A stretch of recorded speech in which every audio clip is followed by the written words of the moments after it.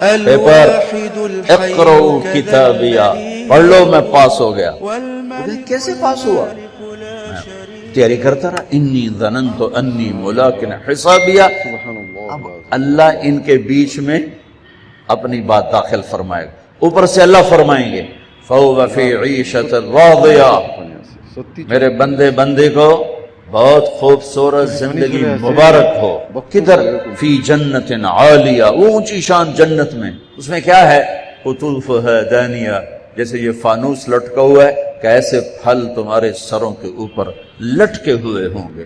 کلوا واشربوا، کھاؤ پیو، بما ہنیئا، مزے کے ساتھ۔ مزے کا کیا مطلب ہے؟ کمائی کے بغیر۔ مزے کا کیا مطلب ہے؟ بیماری کے بغیر۔ مزے کا کیا مطلب ہے؟ پکانے، توڑنے، چھیلنے کے بغیر۔ مزے کا کیا مطلب ہے؟ پیو، پیشاب نہیں۔ مزے کا کیا مطلب ہے؟ کھاؤ، پاخانہ نہیں۔ مزے کا کیا مطلب ہے؟ 1 کروڑ سال کھاتے رہو، نہ زبان کے ذائقے میں کمی، نہ پیٹ میں کمی، کھاتے جاؤ اور اللہ ہضم کرتا جا رہا ہو، کھانے کے مزے لیتے جاؤ لیتے جاؤ لیتے جاؤ۔ ایک حدیث یاد آ گئی بڑے زمانے بعد، ایسے بیگم صاحب جنت میں بیٹھے ہوں گے تو دروازے پر نوک ہو، خادم دروازے پر دیکھے گا تو فرشتہ کھڑا ہوگا، کہا جی اس کے ہاتھ میں ایسے تھال ہوگا، وہ ایسے کورڈ ہوگا، کہا جی مجھے اللہ نے بھیجا ہے، میں نے آپ کے صاحب کو یہ تحفہ پیش کرنا۔ سبحان اللہ، اللہ گفٹ بھیج رہا ہے، تو وہ آ کے کہے گا جی باہر فرشتہ ہے۔ میرے نبی نے فرمایا کہ جنت تمہارا وہ ٹھکانہ ہے کہ میرا اللہ بھی تمہیں تحفے بھیجے گا، اور فرشتہ دروازے پہ کھڑے ہو کر اندر آنے کی اجازت لے گا کہ میں اندر آ جاؤں۔ تو وہ کہے گا آ جائے، وہ آئے گا اور کہے گا جی میں اللہ کی طرف سے حاضر ہوں اور یہ آپ کے لیے گفٹ آیا ہے۔ وہ ایسے اوپر سے کپڑا ہٹائے گا، ایک پھل پڑا ہوا ہوگا، وہ کہے گا اے بھیجے اللہ نے، کہا جی کہا یہ تو میں نے ابھی کھایا ہے، یہ تو میں نے ابھی کھایا ہے۔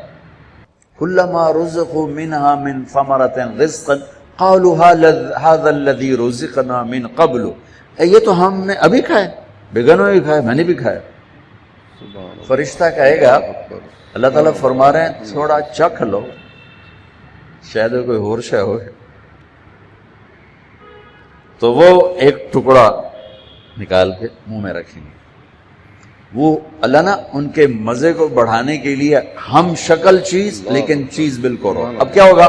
وہ ایک جو لقمہ منہ میں رکھے گا، ایک اس کا ایک کاش، اس کا ایک ٹکڑا منہ میں ڈالے گا یا ڈالے گی، اگر اس کی جنت میں 10 کروڑ قسم کے پھل ہیں یا 10 لاکھ قسم کے پھل ہیں، اس ایک چھوٹے سے ٹکڑے میں اللہ پوری جنت کے ذائقے بھر کے اس کو الگ الگ محسوس کروائے گا، الگ الگ 10 کروڑ ذائقے محسوس کرے گا، 10 لاکھ ذائقے محسوس کرے گا۔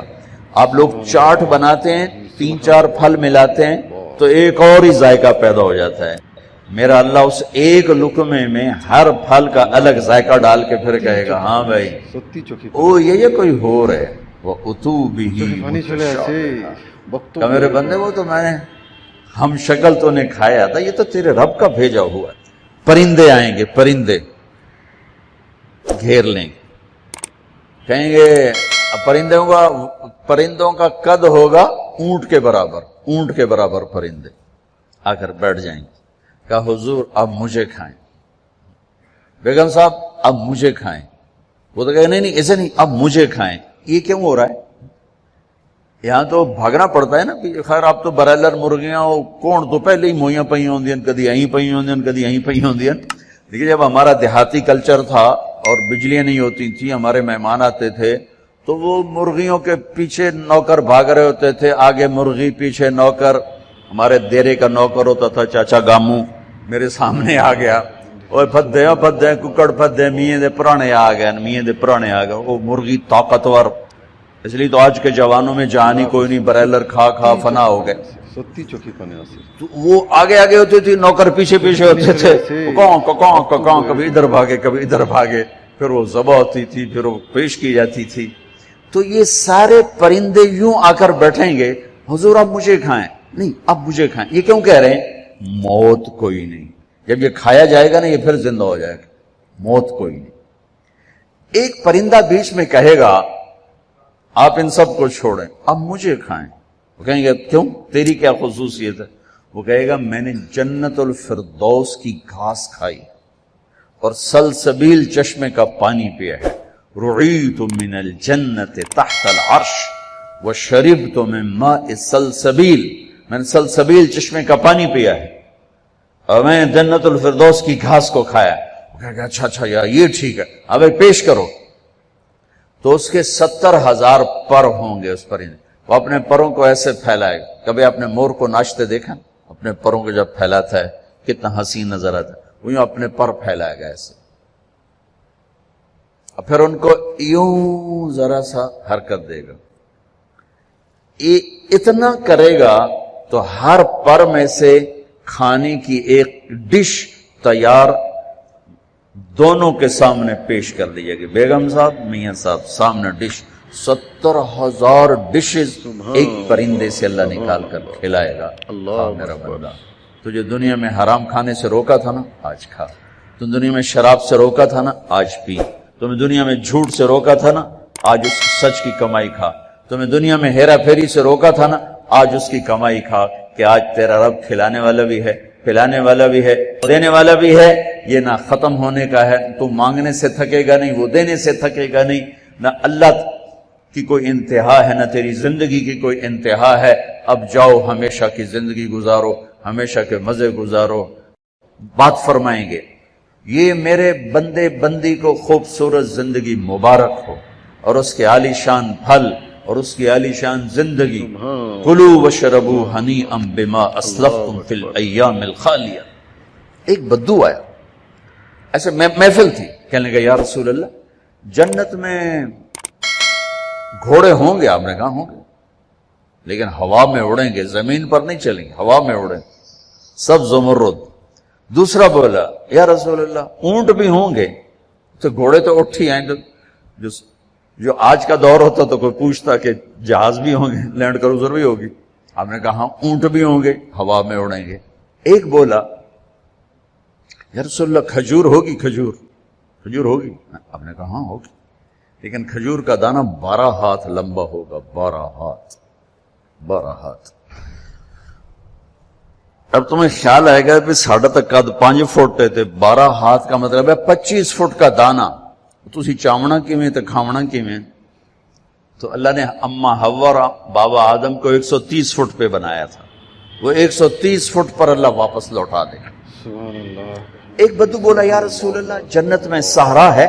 آپ نے کہا صحرا بھی ہے لیکن ریت کا نہیں مشک اور یاقوت کا صحرا. اللہ کو سن. ایک بدو بولا یا رسول اللہ جنت میں موسیقی بھی ہے؟ موسیقی بھی ہے پانی چلے ایسے لیکن ان کے لیے جو دنیا میں نہیں سنتے. این الذین کانوا ینزہون اسماءہم عن اصوات المزامیر.